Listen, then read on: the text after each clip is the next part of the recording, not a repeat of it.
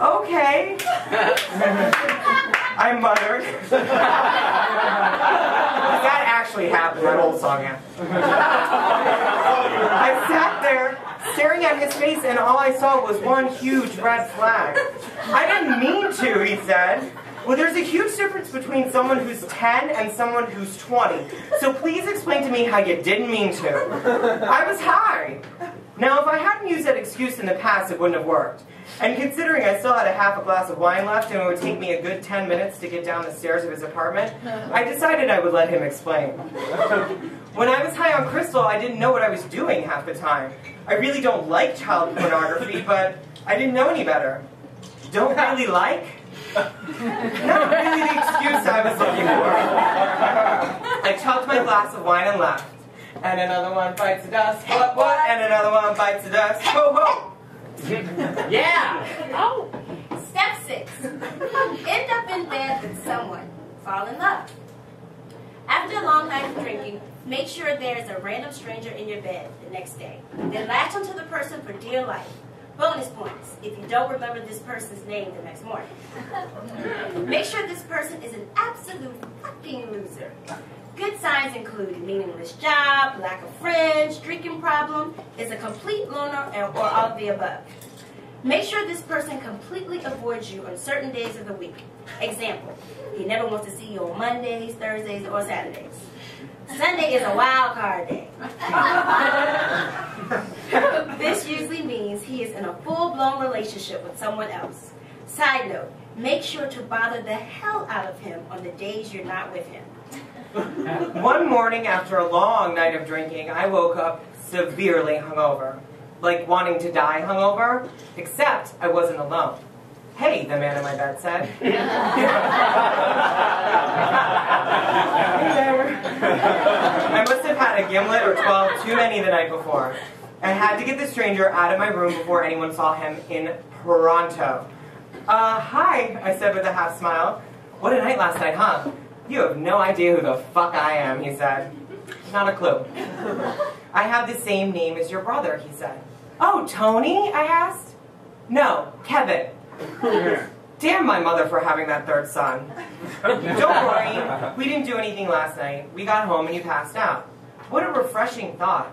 What a gentleman for not taking advantage of me or killing me in my sleep. That thought quickly passed as I had apparently drank quicksand the night before and needed some serious libation. I grabbed the jumbo-sized water bottle that was next to my bed and put it to my lips. Don't drink that, Kevin shouted as he grabbed the water bottle from my hand. I couldn't find the bathroom last night, so I peed into your water bottle. A gentleman, indeed. At least we were keeping things classy. I felt bad for wanting to kick him out of my apartment so abruptly, so we sat on my bed and we chatted for hours. Apparently, Kevin shared the same love of ABC soaps that I did. This was huge because, as many know, soap operas have been a pivotal part of my life since age 5, and anyone who loves ABC soaps as much as I do is good people in my book. He even liked Loving, and I don't even know anyone besides me who remembers that shit. I love Loving. Kevin and I had a lot more in common than just soap operas. Pair that with the fact that he was quite a looker, things seemed to be going well for me that day. That evening, Kevin and I had a blast while attending a party for a friend of his, and when we returned to my apartment afterwards, I suddenly realized that in all of the commotion of the day, Kevin and I still hadn't hooked up. He was a really good kisser, and I could sense that things were moving in the right direction. After about an hour of making out, I decided to take things to the next level. I stuck my hands down his pants and felt around. At first, I found nothing, but after a few seconds... No joke. At first, I felt nothing, but after a few seconds, I wrapped my finger around one of the most offensively small penises I have ever felt. It was a good thing it was dark, or else Kevin would have seen the sheer confusion on my face. He was a good 4 inches taller than me. Surely this must have been some sort of glitch. I took his pants off and started rubbing it, but nothing happened. That's as big as it was going to get. I had about the same level of excitement going into this hookup as I did when my brother got a big screen TV for Hanukkah and I got a poster. Being resilient, I did the job, using the tools I had to the best of my abilities. That was awesome, he cried out after I finished the job. Yeah, wasn't it? I laid down next to him. I figured I could not tell this guy that my 6-month-old nephew's penis was potentially bigger than his. Weeks passed and Kevin asked if I wanted to be exclusive. Could I deal with Kevin's abnormally small penis forever? I didn't know if I wanted exclusivity, but figured Cher stayed with Sonny for a long time and he was just taller than a dwarf. I decided to be exclusive with Kevin and put dreams of bigger penises on the back burner. However, making out with Kevin always led to heavy petting. More on his part than mine, I'm afraid. I was secretly hoping that his penis had miraculously grown in the weeks we had dated, but much to my chagrin, every time I pulled down his pants, there was his little half-incher.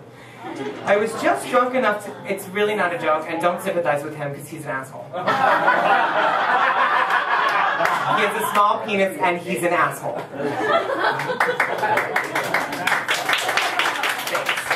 But much to my chagrin, every time I pulled down his pants, there was his little adventure. I was just drunk enough to go for it one night, just drive that home. I was not going to let this or any other little penis get in the way of my happiness, so I flipped him over and I meant business. As I was beginning to move the sex train in the direction I thought it needed to be going, Kevin began wailing like a child. "What's wrong with you? I haven't even done anything yet," I said, trying to console him. "I was molested at a summer camp when I was 13, he cried. Now, this was not the time, nor the place to have this conversation, but I rolled over, pulled up the covers, and patted him on the head. If conservatives ever wanted to make a commercial about why gay sex is bad, they should have come in with a camera crew at that moment. I leaned over and listened to Kevin's story. He told me that a camp counselor had touched him inappropriately when he was a teenager. I guess I didn't understand because I would have not only encouraged that kind of behavior, but I would have most likely saved like a lot of awkward moments for me in high school. No one deals with child molestation quite like this one here. I listened to his story, and as he finished, he said, "Thanks for listening and understanding. I love you." Wait. What? I had known this guy for like 2 weeks, and he was already dropping L-bombs. "I love you too?" I replied. Listen, what was I supposed to do? He was crying hysterically for over an hour, and I didn't want to hurt his feelings anymore. We went to bed that night and never spoke of the incident again. I guess he didn't want anyone to know. Oops. It's what led to the demise of our relationship. Meanwhile, he only wanted to see me on certain days of the week, never on Mondays, Wednesdays, or Fridays. Sometimes on Saturdays, and Sunday afternoons were never good. I began to think that either he was dating someone else or completely blacked out on the days I wasn't allowed to see him, so I decided to call home for advice. When I think of home, I think of a place where there is booze overflowing. Because who would know what to do better than my twice divorced, currently single mother?